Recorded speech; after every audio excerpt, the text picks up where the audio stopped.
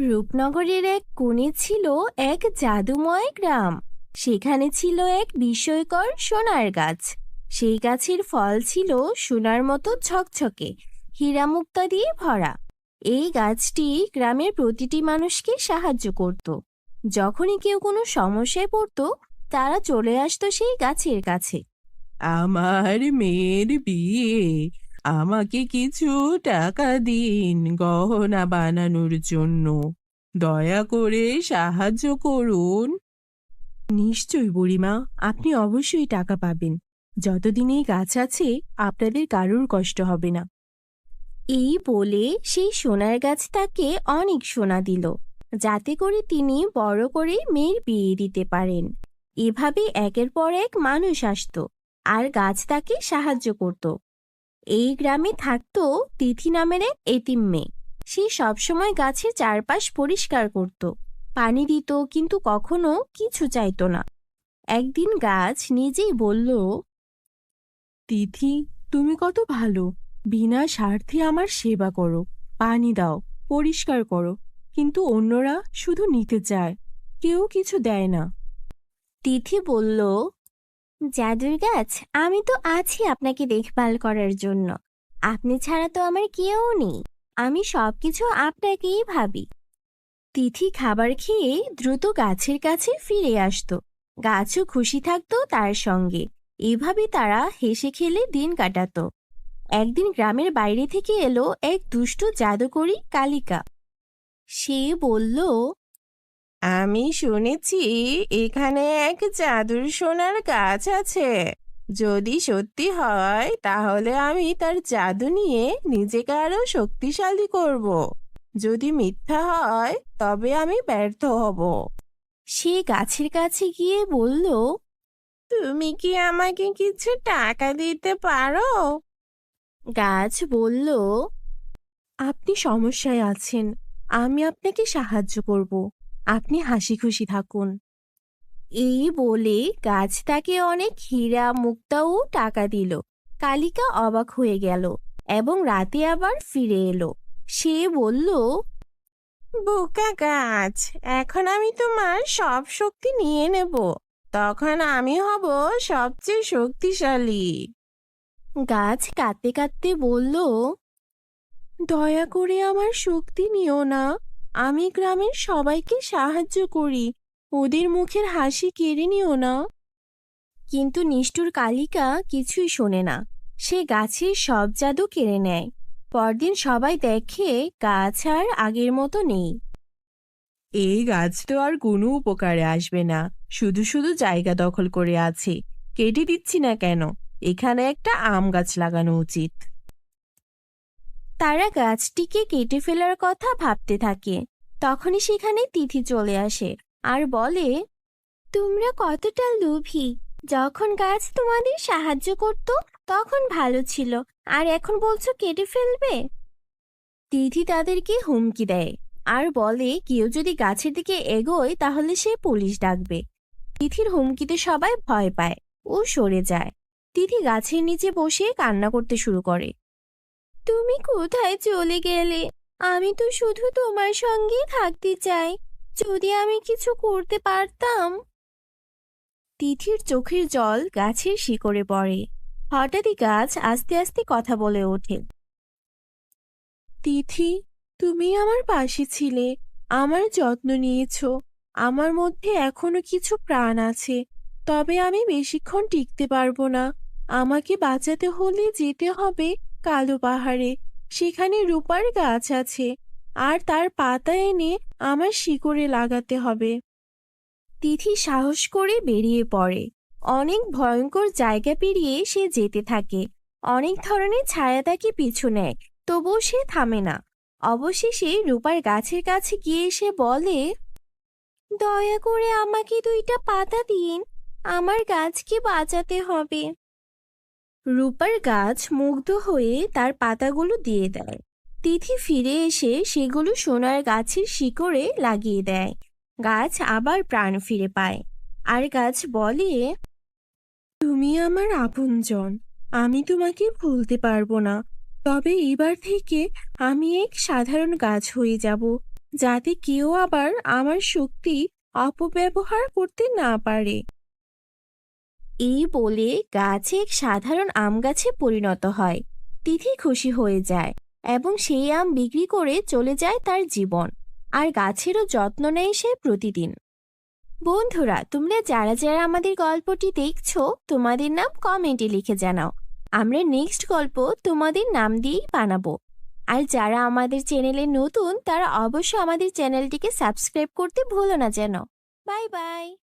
জাদুর 3 নদী।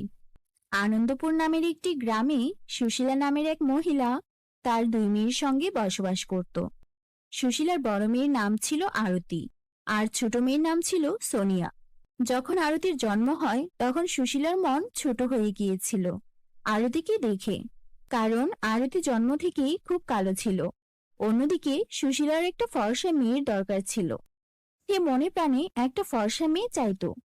কিছুদিন পর সুশীলার ছোট মেয়ের জন্ম নেয়, যাকে দেখে সুশীলা অনেক খুশি হয়, কারণ সে ছিল সুশীলার মনের মতো ফর্সা ও সুন্দর দেখতে। সময়ের সাথে সাথে তারা 2 বোন বড় হয়ে যায়।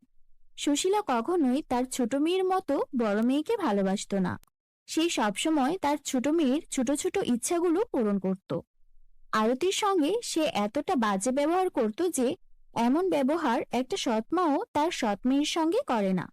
তেমনই একবারের কথা, সুশীলা তার বাড়ির আঙিনায় বড় বড় কাঠ কেটে ছোট টুকরো করছিল। সে প্রচন্ড রোদে কাঠ কাটছিল, এই কারণে তার পিপাসা লেগে যায়। সে তার মেয়েকে ডেকে বলে, মা সোনিয়া, মা সোনিয়া, আমার জন্য একটু পানি নিয়ে আসো তো মা। রোদে কাজ করতে করতে পিপাসায় গলা শুকিয়ে গেছে।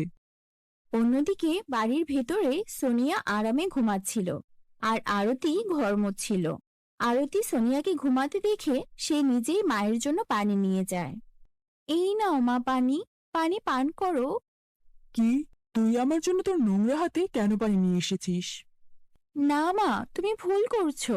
আমি হাত ধুয়ে পরিষ্কার করে তোমার জন্য পানি নিয়ে এসেছি। আমি নোংরা হাতে পানি নিয়ে আসিনি মা। আরে, তোর হাত তো জন্ম থেকেই নোংরা। পানি দিয়ে পরিষ্কার করলেও এই নোংরা হাত কখনো কোনোদিন পরিষ্কার হবে না। তোকে যা বলি তার থেকে বেশি করতে যাস না। এইসব আমার একদম পছন্দ না, বুঝলি? তোকে যতটুকু বলবো ততটুকুই করবি, তার থেকে এক ধাপ সামনে এগোবি না। মা, সোনিয়া ঘুমিয়ে আছে, এই কারণে আমি তোমার জন্য পানি নিয়ে এসেছিলাম। তোর এই নোংরা হাতের পানি প্রয়োজন নেই, বুঝলি? এমনটা বলে আরতির মা আরতির হাতে থাকা সেই গ্লাসটি মাটিতে ফেলে দেয়। নিজের মায়ের এমন ব্যবহার দেখে আরতির প্রচন্ড দুঃখ হয় এবং সে কান্না করতে শুরু করে। ঠিক তখনই সোনিয়া সেখানে চলে আসে এবং সে বলে, আরে, কি হয়েছে মা? এত চিৎকার চেঁচামেচি কেন? কিছুই না মা, তুই গিয়ে বিশ্রাম কর। ঠিক আছে, আমি যাচ্ছি, কিন্তু দেখো প্লিজ চিৎকার চেঁচামেচি যেন না হয়, আমার ঘুম ভেঙে যাচ্ছে। এরপর সোনিয়া সেখান থেকে গিয়ে আবারও ঘুমিয়ে পড়ে। এরপর আরতিকে তার মা সুশীলা বলে, এই যে অপয়া, ঘর মোছা হয়ে গেছে তোর? হ্যাঁ মা। চল, ঠিক আছে, এখন বসে বসে এই কাঠগুলো কেটে দে। জানি না কোন বিপদে পড়েছি। এই মেয়ের হাত থেকে কবে যে মুক্তি পাবো। আরতি অনেক মন খারাপ করে এবং সে বসে বসে ওই রোদে কাঠ কাটছিল। কিছুক্ষণ পর তার মা সুশীলা আবারও তাকে ডাকে। ডাক শুনে আরতি দৌড়াতে দৌড়াতে তার মায়ের কাছে আসে। তখন সুশীলা তার বড় মেয়ে আরতিকে বলে, এতক্ষণ সময় দিয়েছিলাম, এতক্ষণ ধরে কি শুধু ঘরই মুছলি? এই কাপড়গুলো তোর বাপ কাচবে। যা, এখন এগুলো কেচে নিয়ে আয়। আরতি চুপচাপ সেই কাপড়গুলো উঠিয়ে নেয় এবং সে এগুলো নিয়ে কুয়োর কাছে যায় পরিষ্কার করার জন্য। আরতির হাতগুলো ছিল অনেক ছোট এবং কোমল, যার কারণে কুয়া থেকে পানি তোলার সময় দড়িতে তার হাতে অনেক ব্যথা লাগছিল। আরতি কাপড় ধোয়ার জন্য কুয়া থেকে পানি বের করছিল। হঠাৎ করে তার হাত থেকে বালতিটি ছুটে কুয়োর মধ্যে পড়ে যায়। শব্দ শুনতে পেয়ে সুশীলা দৌড়াতে দৌড়াতে সেখানে চলে আসে এবং সে প্রচন্ড রাগ নিয়ে বলে, এই কাল নাগিনী, এখন আবার কোন লোকসান করে দিলি আমার? কিসের শব্দ ছিল এটা? বিশ্বাস করো মা, আমি কিছু করিনি। পানির ভারে দড়ি ছুটে গিয়েছিল আর বালতি কুয়োর মধ্যে পড়ে গেছে। কি বললি তুই? তুই বালতি কুয়োতে ফেলে দিয়েছিস? এখনই কুয়োর মধ্যে গিয়ে ওই বালতি খুঁজে নিয়ে আসবি তুই। মা, তোমার পায়ে পড়ি, আমার সাথে এমনটি করো না, আমাকে ক্ষমা করে দাও। ভুল হয়ে গেছে আমার। তোর চোখের জলে চিড়ে ভিজবে না, বুঝলি? তাড়াতাড়ি ওই কুয়োর মধ্যে গিয়ে বালতি নিয়ে আয়। আরতির কুয়োর মধ্যে যেতে প্রচন্ড ভয় করে, কিন্তু সে যদি কুয়োর মধ্যে না যায় তাহলে তার মা সুশীলা তাকে অনেক মারধর করবে। এই কারণে সে চোখ বন্ধ করেই কুয়োর মধ্যে ঝাঁপ দেয়। অন্যদিকে আরতি সাঁতারও জানতো না, এই কারণে কুয়োর গভীরে আরো নিচে চলে যাচ্ছিল। হঠাৎ করে সে যেতে যেতে একটা অদ্ভুত জায়গায় পৌঁছে যায়। সেই জায়গাটি ছিল অনেক বেশি সুন্দর। আরে বাহ, এখানে সবকিছু কত সুন্দর, কত সুন্দর দেখাচ্ছে সবকিছুই। এমনটা মনে হচ্ছে যেন আমি স্বপ্নের রাজ্যে চলে এসেছি। কুয়ার ভেতরে যে এত সুন্দর জায়গা আছে, এ ব্যাপারে তো আমি কিছুই জানতাম না। এমনটা বলে আরতি সামনে এগোতে থাকে। সে হেঁটেই যাচ্ছিল। হঠাৎ করে সে সামনে একটি ফলের গাছ দেখতে পায়। সেই ফলের গাছ আরতিকে বলে, শোনো মেয়ে, আমার এই পাকা ফলের ওজন আর সহ্য হচ্ছে না। তুমি আমাকে একটু সাহায্য করবে? এই ফলগুলো পেড়ে দিলে আমি একটু হালকা হতাম। তুমি একদম চিন্তা করো না আমের গাছ, আমি এখনই পাকা ফলগুলো পেড়ে দিচ্ছি। এমনটা বলার পর আরতি সমস্ত পাকা ফলগুলো পেড়ে নেয়, যার কারণে গাছটি একটু হালকা হয়। তোমাকে অনেক ধন্যবাদ মা, এখন আমি অনেক হালকা অনুভব করছি। তুমি সামনে এগিয়ে যাও মা। এরপর আরতি আরো কিছুটা সামনে এগিয়ে যায়। কিছুটা সামনে যেতেই সে ভয়ঙ্কর এক ডাইনিকে দেখতে পায়। তাকে দেখে সে প্রচন্ড ভয় পেয়ে যায়। তখন সে জাদুকর্ণী আরতিকে বলে, তুমি আমাকে ভয় পেও না মেয়ে, আমার কাছে এসো, আমি তোমার কোনো ক্ষতি করব না। তুমি সত্যি বলছো তো? আমাকে খাবে না তো তুমি? না না মা, আমি তোমার কোনো ক্ষতি করব না। আচ্ছা, এটা বলো যে তুমি এখানে কিভাবে এলে?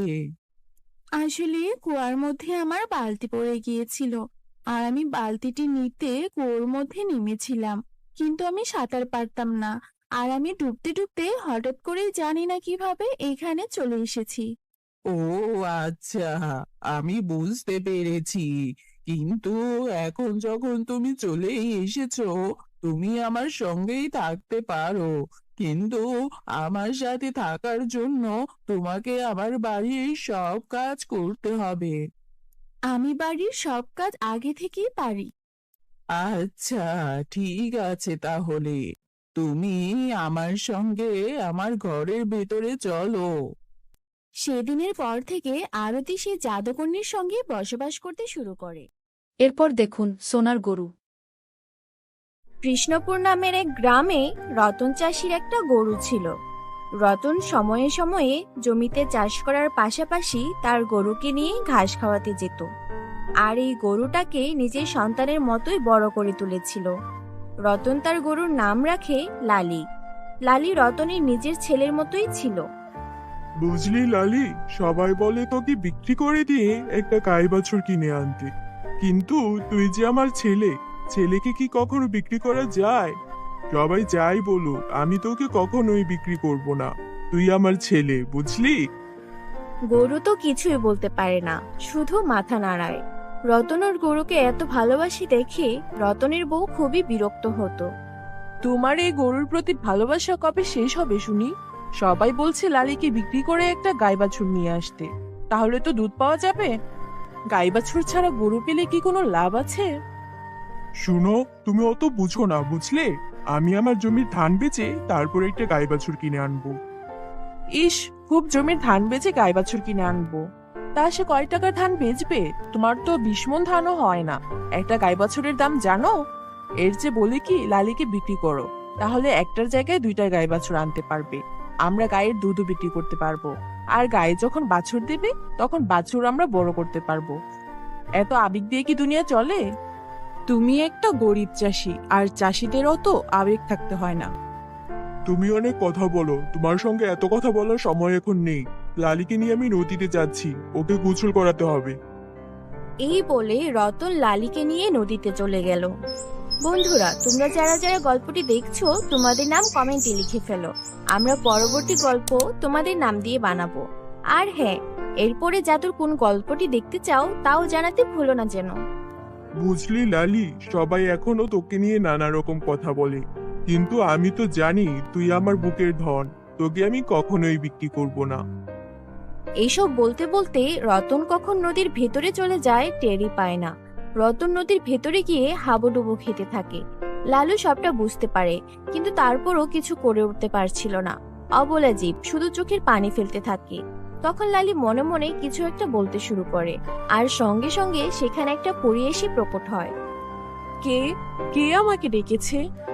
এই, তুই আমাকে ডেকেছিস? এই অবলা প্রাণীটা মন থেকে আমাকে ডেকেছে, তাই তো আমি এখানে চলে এসেছি।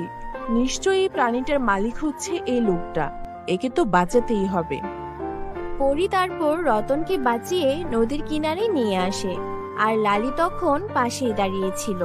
পরী তখন রতনের জ্ঞান ফেরায় আর বলে, তুমি অনেক ভাগ্যবান চাষি। তুমি এমন একটা প্রাণী পেয়েছো যে কিনা তোমার বিপদে মন থেকে সাহায্য চেয়েছে, আর তার সাহায্যের ডাকে আমি সাড়া দিয়ে তোমাকে বাঁচাতে এসেছি।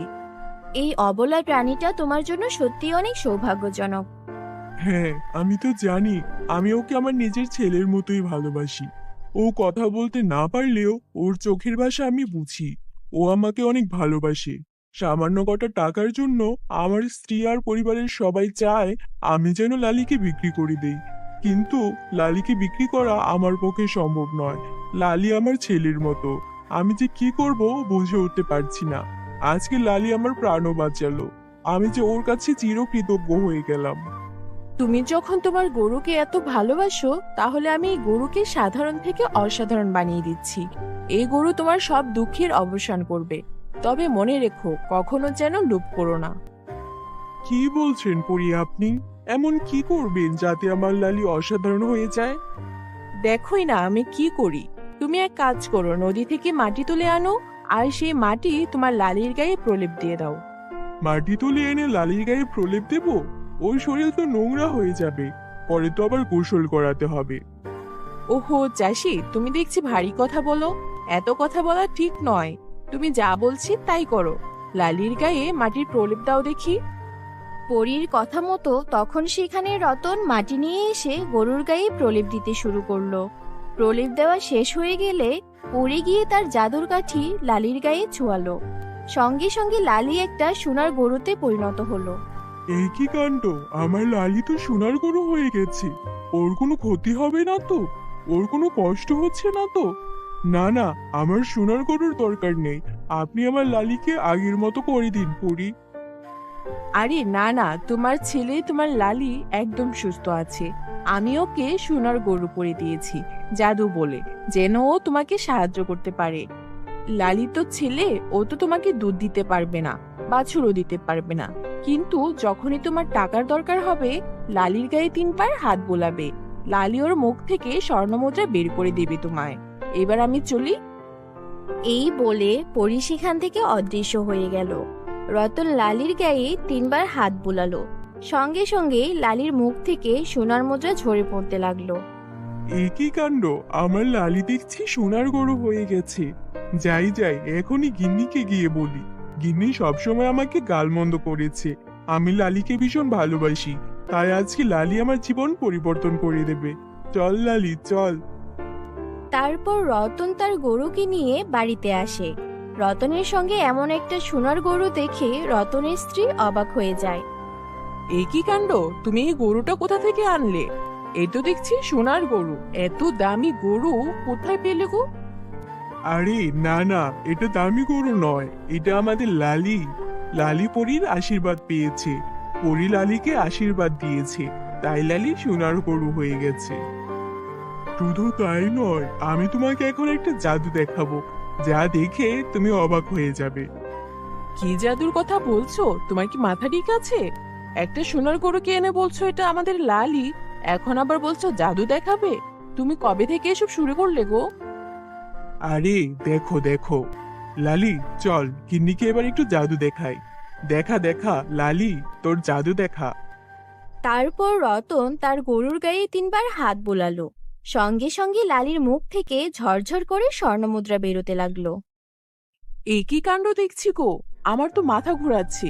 এই গরুর মুখ থেকে স্বর্ণমুদ্রা পড়ছে কি করে? এ কি সত্যি আমাদের লালি? হ্যাঁ হ্যাঁ, এ সত্যি আমাদের লালি। এখন দেখবো কে বলে লালিকে বিক্রি করতে। এরপর রতন লালির থেকে সেই স্বর্ণমুদ্রাগুলো নিয়ে তার অবস্থার পরিবর্তন করতে শুরু করলো। নিজের বাড়ি, নিজের জমি সবকিছুই আরো বেশি আভিজাত্যপূর্ণ করে ফেললো। শুধু তাই নয়, রতন লালির থেকে স্বর্ণমুদ্রা নিয়ে গ্রামের অসহায় গরিব দুঃখীদেরও সাহায্য করতে লাগলো। বন্ধুরা, আমাদের চ্যানেলে নতুন হলে চ্যানেলটিকে সাবস্ক্রাইব করতে ভুলো না যেন। Bye bye. আমাদের চ্যানেলটি সাবস্ক্রাইব করুন আর বেল দিন।